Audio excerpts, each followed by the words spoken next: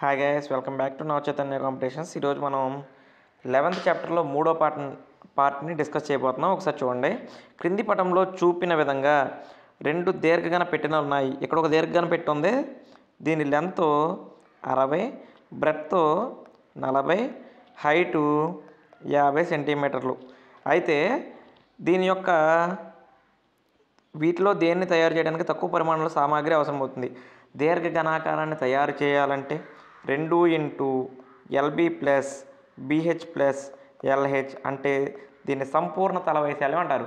దీర్ఘఘన సంపూర్ణ తల వైశాల్యం 2 into LB plus BH plus LH.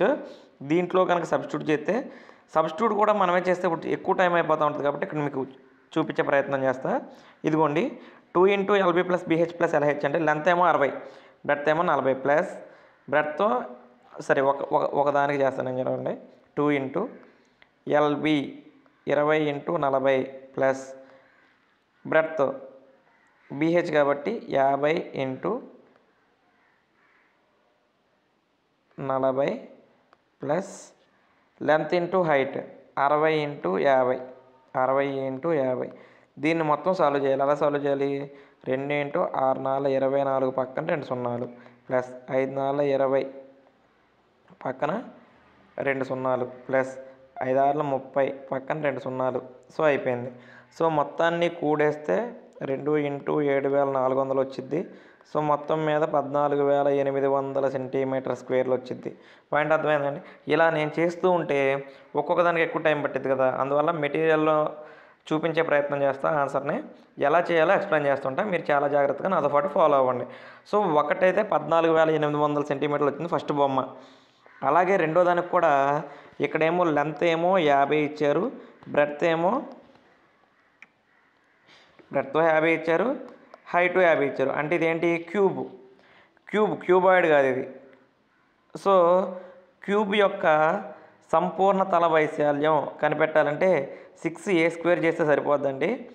6a² చేస్తే సరిపోద్ది. 6 ఇంటూ 50 ఇంటూ 50 5 5 25 పక్కన 2 సున్నాలు ఇంటూ 6 6 పాతికలు 150. 6 పాతికలు అంటే ఎంతండి? 150 పక్కన 2 సున్నాలు ఇది చేస్తే సరిపోద్ది. అంటే వీళ్ళు మళ్ళీ క్యూబాయిడల్ ఫార్ములా వేసి 2 into LB plus BH plus LH ఇదంతా చేయవసరంలా. క్యూబ్ కనుక చూసారనుకో, క్యూబ్ యొక్క ప్రక్కతల వైశాల్యం అంటే 4a². ఇదేమో సంపూర్ణ తల వైశాల్యం 6a². 6a² చేస్తే మనకు డైరెక్ట్గా ఘనము యొక్క సంపూర్ణ తల వైశాల్యం ఎంత వచ్చేది? 1500 మీటర్ స్క్వేర్ వచ్చింది. 15000 వచ్చింది. అదేమో 14800 వచ్చింది. ఏది ఎక్కువ? క్యూబే ఎక్కువ. పాయింట్ అర్థమైందా? సో ఈ విధంగా చేయాలి. నెక్స్ట్ చూడండి, 80 సెంటీమీటర్లు ఇంటూ 48 సెంటీమీటర్లు ఇంటూ 24 సెంటీమీటర్ల కొలతలు గల ఒక సూట్ కేస్ కవర్ కుట్టడానికి టార్పాలిన్ గుడ్డ కావాలి. Very good. అలాంటి 100 సూట్ కేసులు కుట్టడానికి 96 సెంటీమీటర్ల వెడల్పు గల టార్పాలిన్ గుడ్డ పొడవు ఎంత కావాలని ఉండాలి. పొడవు కావాలి. ఎంత టార్పాలిన్ గుడ్డ ఎంత కావాలి? మళ్ళీ ఇంకెందుకు, ఇక్కడ చూడండి. ఫస్ట్ అసలు దీని యొక్క సంపూర్ణ తల వైశాల్యం 80 సూట్ కేస్ అంటే సూట్ కేస్కి చుట్టూరా పైన కింద మొత్తం అంతా గుడ్డ ఉండాలి. సూట్ కేస్కి కవర్ ఉంటుంది తెలుసా అండి మీకు? సూట్ కేస్కి మొత్తం కవర్ ఉండాలి కాబట్టి ఫార్ములా అయితే 2 into LB plus BH plus LH వేయాలి. ఇలా వేస్తే అన్నీ సబ్స్టిట్యూట్ చేస్తే ఇది ఇక్కడ ఉన్నాయి చూడండి, అన్నీ సబ్స్టిట్యూట్ చేస్తే మనకు ఎంత వచ్చింది? 13824. 13824 సెంటీమీటర్ క్యూబులు వచ్చింది. ప్రక్కతల వైశాల్యం కదండి, సారీ వాల్యూమ్ అయితే క్యూబులు పెట్టాలి. ఇది సంపూర్ణ తల వైశాల్యం కాబట్టి సెంటీమీటర్ స్క్వేర్ పెట్టాలి. Okay, done. టార్పాలిన్ గుడ్డ వెడల్పు ఇచ్చాడు. తర్వాత ఇంకో టార్పాలిన్ గుడ్డ వెడల్పు 90. మనకింత వైశాల్యం కావాలండి. ఇప్పుడు చూడండి, టార్పాలిన్ గుడ్డ వెడల్పు 96 ఇచ్చాడు. దీని యొక్క పొడవు X ఇచ్చాడు. అయితే ఇది 13824 సెంటీమీటర్లు ఇలా అవ్వాలి అంటే ఎంత అవుద్దో చూద్దాం. So X is equal to ఈ 96 అనేది 13824లో 144 సార్లు పోయింది. సార్ ఏంటి సార్ మీకు 96 వచ్చాయంటే రాదండి. ఇదిగో ఇక్కడ నేను దీన్ని ఫాలో అవుతున్నాను. నేను మెటీరియల్నే ఫాలో చేపిస్తున్నాను, ఎందుకంటే టైం వేస్ట్ అవ్వకుండా. నేను ఇప్పుడు 96 వేసి 96 ఎన్నిసార్లు పోయింది అని చెప్పినా మీకు ప్రాసెస్ అంతా వేస్ట్ అవుతూ ఉంటుంది ఆ టైము. సో తొందరగా చేయడానికి ట్రై చేద్దాం. టార్పాలిన్ కవర్ ఒక పొడవు, మామూలుగా పొడవు ఎంత, 144. అట్లాంటివి ఎన్ని సూట్ కేసులు అండి ఇక్కడ, 100 సూట్ కేసులు. ఒక సూట్ కేసు కాదు, ఒక్కదానికైతే 144. మరి 100 సూట్ కేసులకు కావాలంటే 144 ఇంటూ 100 అంటే పక్కన ఇంకో 2 సున్నాలు పెట్టేస్తే అన్ని మీటర్ల పొడవున్న టార్పాలిన్ గుడ్డ అనేది కావాలి. మీకు అర్థమైందండి? టార్పాలిన్ గుడ్డ వైశాల్యం మామూలుగానేమో ఇక్కడ చూడండి, సూట్ కేస్, ఒక సూట్ కేసు యొక్క కొలతలు ఇచ్చాడు. నేను ఒక సూట్ కేసు యొక్క వైశాల్యం 13,824 సెంటీమీటర్ స్క్వేర్లు అని చెప్పాను. అంటే అప్పుడే వేయచ్చు ఏమని, 100 సెంటీమీటర్ స్క్వేర్, 100 సూట్ కేసులు కాబట్టి ఇంటూ 100 వేసుకుంటే అక్కడే 13,824 పక్కన ఇంకొక 2 సున్నాలు పెట్టేసి బై 96 చేస్తే ఒకేసారి వచ్చేస్తుంది. ఇక్కడ ఒక సూట్ కేసుని కనిపెట్టి ఆ ఒక సూట్ కేసును 100 సూట్ కేసులతో మల్టిప్లై చేసాం. ఏ రకంగా అయినా సరే మనకు ఆన్సర్ ఒకేలాగా వస్తుంది. తర్వాత చూడండి, 600 చదరపు సెంటీమీటర్లు ఉపరితల వైశాల్యం గల ఘనము యొక్క భుజము కనుగొనండి. చాలా ఈజీ. ఘనము యొక్క భుజము కనిపెట్టాలంటే ఉపరితల వైశాల్యము అంటే సంపూర్ణ తల వైశాల్యము అని ఇందాకే చేశానండి. 6a² ఈజ్ ఈక్వల్ టు 600 చదరపు సెంటీమీటర్లు. ఈ 6 ఇంటూ చేస్తుంది అవతలకు వస్తే బై చేద్దే మొత్తం మీద 100 అయింది. a² ఈక్వల్ టు 100 అయితే a equal to square root of 100 అయింది. పాయింట్ అర్థమైందా? 100 అంటే 100కి స్క్వేర్ రూట్ ఎంత అండి, 10 సెంటీమీటర్లు. అయిపోయింది. ఈ విధంగా చేయటం సులభం. తర్వాత రుక్సార్ 1 మీటరు 2 మీటర్లు 1.5 మీటర్ల కొలతలు గల పెట్టెకు అడుగు భాగం మినహాయించి మిగిలిన ముఖాలకు రంగు వేసింది. ఇక్కడ లెంత్ ఏమో 1 అండి, బ్రెడ్త్ ఏమో 2 అండి. ఇది గుర్తుపెట్టుకోవాలి. హెచ్ ఏమో 1.5 అండి.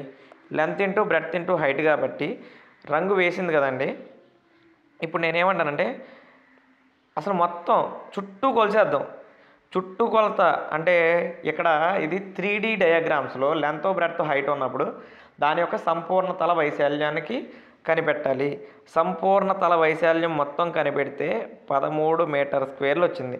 ఎంత వచ్చిందంటే సంపూర్ణ తల వైశాల్యం 13 మీటర్ స్క్వేర్లు వచ్చింది. అయితే అడుగు భాగం మినహాయించాలి. ఒక దీర్ఘఘనములో అడుగు భాగం ఏ షేప్లో ఉంటుంది, దీర్ఘ చతురస్రాకారంలో ఉంటుంది. దీర్ఘఘనములో పైన కింద దీర్ఘచతురస్రాలు ఉంటాయి, పక్కన కూడా దీర్ఘచతురస్రాలు ఉంటాయి అనుకో. అయితే ఒకవైపున అంటే కిందన భాగం మినహాయించాలంటే దీర్ఘచతురస్రానికి వైశాల్యం కనిపెట్టాలంటే లెంత్ ఇంటూ బ్రెడ్త్ చేయాలి. ఇక్కడ లెంత్ ఎంత అండి, లెంత్ అంటే 1, బ్రెడ్త్ అంటే 2, మొత్తం మీద 2 మీటర్ స్క్వేర్లు. ఇది తీసేయాలి, ఎందుకంటే కింద వేయలేదుగా. మొత్తం 13లో నుంచి 2 మీటర్లను 13లో నుంచి 2 మీటర్లను కనుక తీసేస్తే 11 మీటర్ స్క్వేర్లు వచ్చింది. ఇదే మనం కావాలి. అర్థమైందా అండి? దీర్ఘ చతురస్రానికి మొత్తం 6 ఫేసులు ఉంటాయి, 6 ముఖాలు ఉంటాయి. అందులో అడుగు భాగానికి మాత్రమే రంగు ఇట్లా. అడుగు భాగానికి అయిపోతే మొత్తం అన్ని వైపుల అంటే దాన్ని సంపూర్ణ తలాలు అంటారు. సంపూర్ణ తల వైశాల్యంలో నుంచి అడుగు భాగంలో ఉన్న దీర్ఘచతురస్ర వైశాల్యాన్ని తీసేస్తే 11 మీటర్ స్క్వేర్లుగా మనకు కావాల్సిన ఆన్సర్ అనేది వచ్చింది. ఓకేనా? నెక్స్ట్ చూడండి, పొడవు వెడల్పు మరియు ఎత్తులు వరుసగా 15, 10, 7 మీటర్లు గల ఒక దీర్ఘ ఘనాకార గది గోడలు మరియు పైకప్పుకు డానియల్ రంగు వేస్తున్నాడు. ఒక్కో పెయింట్ డబ్బాతో 100 చదరపు మీటర్లు వైశాల్యానికి రంగు వేస్తే అలాంటి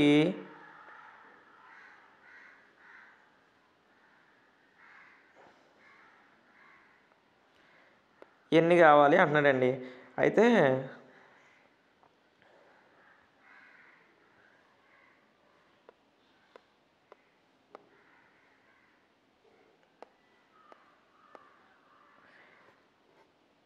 ఇక్కడ రంగు ఇది వేస్తున్నాడు కాదండి, ఇక్కడ పొడవు వెడల్పు ఎత్తులు ఇచ్చారు. 15 మీటర్లు 10 మీటర్లు 7 మీటర్లు ఇచ్చారు దీర్ఘఘనాకార గది గోడలు. మరియు పైకప్పుకు డానియల్ రంగు వేస్తున్నాడా వేయట్లేదా అది మనకు కొంచెం కావాలి. రంగు వదిలేస్తున్నాడు అనుకుంటండి. ఇది రంగు వదిలేస్తున్నాడు, వేయట్లేదు. ఆ ఒక్కదాన్ని వేయట్లేదు, మొత్తం 100 చదరపు మీటర్ల వైశాల్యానికి రంగు వేస్తే ఒక్కో పెయింట్ డబ్బాతో 100 ఎన్ని కావాలంటున్నాడు. ఒకసారి చేసి చూద్దాం చూడండి. పైన వదిలేస్తున్నాడు, పైకప్పుకు వదిలేసి మిగిలిన అన్నీ వేస్తున్నాడు.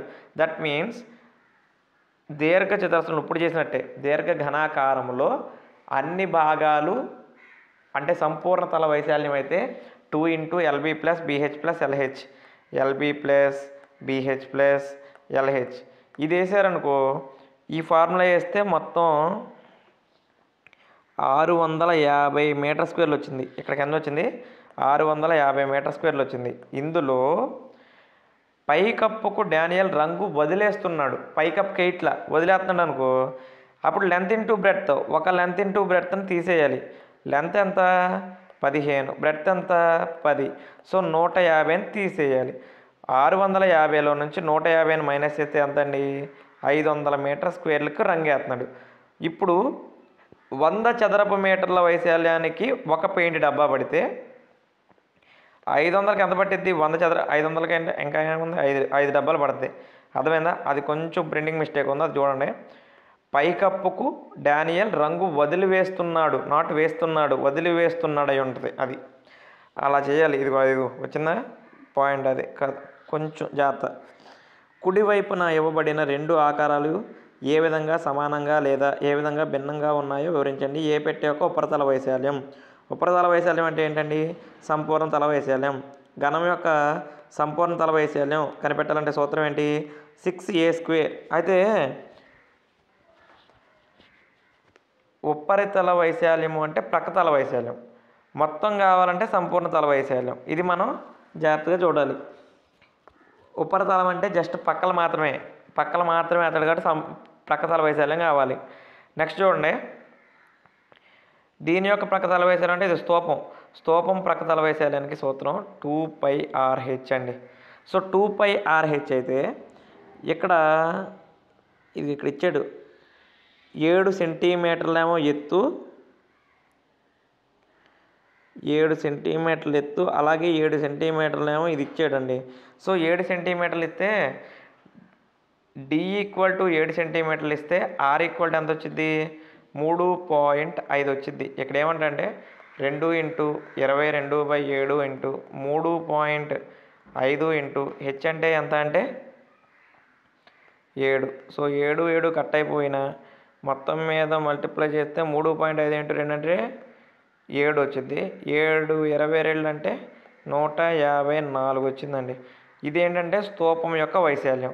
మరి ఇక్కడ 7 సెంటీమీటర్లుగా ఉన్న ఒక ఘనం యొక్క వైశాల్యం ఇచ్చాడు కదా, అదే ఘనం యొక్క ప్రక్కతల వైశాల్యం సూత్రం 4a² అంటే 4 × 7 × 7 7 49 49 4 54 200, అందులో ఒక 4 తగ్గిస్తే 196 centimetre square. So 196 centimetre square ఈ విధంగా అయింది. ఏది ఎక్కువ ఉందంటే ఘనమే ఎక్కువ వైశాల్యం కలిగి ఉంది. అర్థమైందండి? ఘనం ఎక్కువ వైశాల్యం కలిగి ఉంది. 2 గుర్తుపెట్టుకో, ఉపరితల వైశాల్యం అంటే ప్రక్కతల వైశాల్యం అని, స్తూపం యొక్క ప్రక్కతల వైశాల్యం 2πRh అని, ఘనం యొక్క ప్రక్కతల వైశాల్యం 4a². 4a² అంటే 4 సైడ్ స్క్వేర్ అని, అది గుర్తుపెట్టుకో. సంపూర్ణ తల వైశాల్యం అంటే ఘనం యొక్క సంపూర్ణ తల వైశాల్యం అంటే 6a², ఇది గుర్తుపెట్టుకో. నెక్స్ట్ చూడు, 7 మీటర్ల వ్యాసార్థము 3 మీటర్ల ఎత్తు గల ఒక మూయబడిన స్తూపాకారపు ట్యాంక్ ఒక లోహపు రేకుతో చేయబడింది. స్తూపాకార ట్యాంకు మూయబడింది అంటున్నాడు. అంటే దీని యొక్క సంపూర్ణ తల వైశాల్యం చేయాలి మనం. స్తూపం యొక్క సంపూర్ణ తల వైశాల్యం 2πR × R+H. మీరు ఒకటి గుర్తుపెట్టుకోండి, స్తూపం ఈ షేప్లో ఉందండి. ఈ షేప్లో ఉంటే ఇలా మూసేసారు, మొత్తం పైన వేసారు, కింద వేసారు. స్తూపం తెలుసుగా నీకు, సింపుల్గా మాట్లాడంటే ఇప్పుడు ఆయిల్ డబ్బాలు ఉంటాయా? ఏ ఆయిల్ డబ్బాలు? మన ఊర్లో కిరాణా షాప్ దగ్గర ఆయిల్ డబ్బాల్లో ఆయిల్ అనేది ఎలా ఉంటుంది? ఏ డబ్బాల్లో వచ్చింది? మూయబడిన వాటిలో వచ్చింది. దానికి పైన కింద చుట్టూ అంతా మూయాలి. అంటే స్తూపం యొక్క అది స్తూపాకారంలో ఉంది, దాన్ని సంపూర్ణ తల వైశాల్యం కనిపెట్టాలి. సంపూర్ణ తల వైశాల్యానికి సూత్రం ఏంటి? 2πR × R+H. 7 మీటర్ల వ్యాసార్థం అన్నాడు. వ్యాసార్థం తీసుకోవద్దు ఎప్పుడు, వ్యాసం. Okay okay okay okay r వ్యాసార్థం ఇచ్చాడండి 7 మీటర్లు. Very good. 7 మీటర్ల 3 మీటర్ల ఎత్తు 3 మీటర్లు ఇచ్చాడు, అన్నీ ఇచ్చేసాడు. ఇంకేం కావాలి మనకి ఇక 2 ఇంటూ 22/7 ఇంటూ ఆర్ అంటే 7 ఇంటూ 7 ప్లస్ 3 అయిపోయింది. 7 7 కట్ అయిపోతే ఇది 10 అయిపోద్ది. 7 ప్లస్ 3 అంటే 10 అయిపోద్ది కాబట్టి 44 పక్కన 10 అంటే ఇంటూ 10 కదా, 44 ఇంటూ 10 కదా, ఇంటూ 10 అంటే ఒక 0 పెట్టడమే. అదండి, ఆ విధంగా చెయ్యాలి. నెక్స్ట్ చూడండి, ఒక గుళ్ళ స్తూపాకారం యొక్క ప్రక్కతల వైశాల్యం ఇచ్చాడండి. 4224 చదరపు సెంటీమీటర్లు. 4224 ప్రక్కతల వైశాల్యం సూత్రం 2πRH అండి. ఇందులో 2 అనేది దీంట్లో 21 1 2 సార్లు పోతే ఇంకా πRH ఉంది. ఇంకేమన్నాడు, దానిని ఎత్తు వెంబడి కత్తిరించి 33 సెంటీమీటర్ల వెడల్పు గల దీర్ఘచతురస్రాకార రేకుగా మార్చారు. ఓకేనా, అంటే దాన్ని ఇప్పుడు ఇక్కడ మనకి ఎన్ని అడగట్లేదంట, చాలా ఈజీ చేసాడు మన లెక్కని. ఎలాగో తెలుసా, దేన్ని మార్చారు, ఇదిగో ఇదొక స్తూపం ఉందంట. ఈ స్తూపాన్ని కత్తిరించి దీర్ఘచతురస్రాకారంగా మార్చారు. అంటే దీని అర్థం ఏంటి, దీర్ఘచతురస్రాకారానికి ఎంత వైశాల్యం ఉందో స్తూపానికి కూడా అంత వైశాల్యం ఉంది. కానీ స్తూపం యొక్క వైశాల్యం ఆల్రెడీ ఇచ్చేసాడు, ప్రక్కతల వైశాల్యం 4224 అని. సో దీర్ఘచతురస్ర వైశాల్యం కూడా ఇప్పుడు ఎంత అయింది, 4224 అయింది. అందులో దీర్ఘచతురస్రాకారం యొక్క వెడల్పు ఇచ్చారు ఎంతని, 33 అని. పొడవు ఇవ్వలేదు.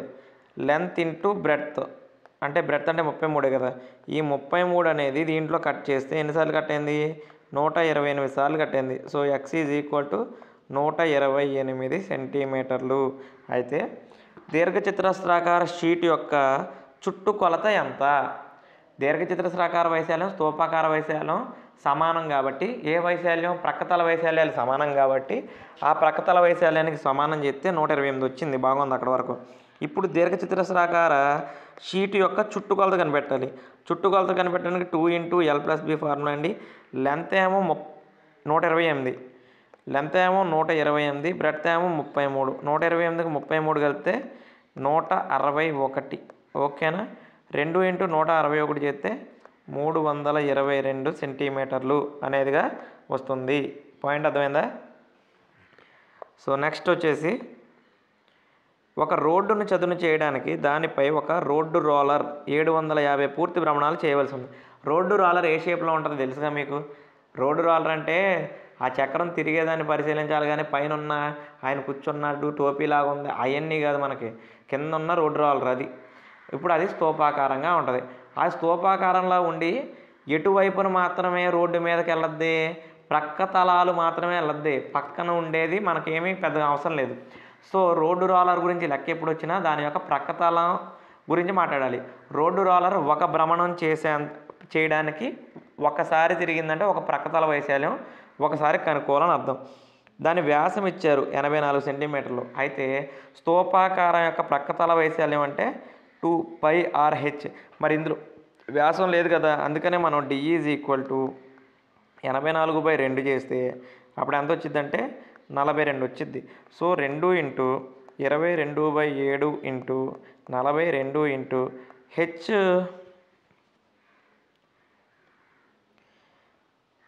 ఇక్కడ దాన్ని పొడవే ఎత్తుగా తీసుకుంటాడు. ఇంకంతే, పొడవ అన్నాడు కదా. ఇప్పుడు స్తూపానికి పొడవ ఉంటుందా, స్తూపానికి ఎందుకు పొడవ ఉంటుంది, మామూలుగా వేరే పొడవే ఉండదు, దాని ఎత్తే దాని పొడవ ఎత్తి 7 6 42 కాబట్టి 22 ఇక్కడ ఒకటి జరిగింది. ఇది 84 సెంటీమీటర్లు. అయితే సెంటీమీటర్లు కదా, దీన్ని మళ్ళీ మనం మీటర్లోకి మార్చాల్సి వస్తుంది. Okay done. సో మీటర్లోకి మార్చినప్పుడు 42 సెంటీమీటర్లు అండి. కానీ ఇక్కడ చూడండి, పొడవేమో మీటర్లో ఇచ్చాడు, వ్యాసమేమో సెంటీమీటర్లో ఇచ్చాడు. అలా రెండు ఉంటే కుదరదు కాబట్టి అయితే రెండింటినీ మీటర్లో కన్నా మార్చాలి, లేదా రెండింటినీ సెంటీమీటర్లో కన్నా మార్చాలి. సో 42 సెంటీమీటర్లని మీటర్లోకి మారిస్తే 42/100 వేయాలి. సో ఇక్కడ 100 ఉంది, వేసేద్దాం ఇక్కడ ఆన్సర్ని. 0.06 ఇంటూ 44 చేస్తే